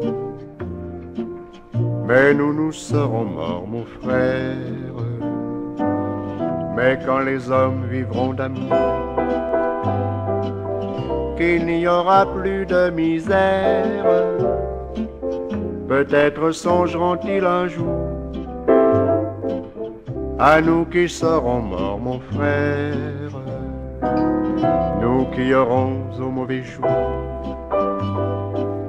dans la haine et puis dans la guerre, chercher la paix, chercher l'amour, qu'ils connaîtront alors, mon frère, dans la grande chaîne de la vie,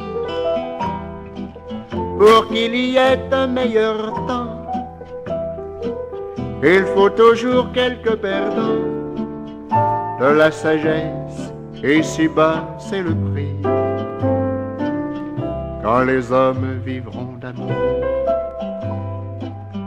Il n'y aura plus de misère et commenceront les beaux jours. Mais nous serons morts, mon frère.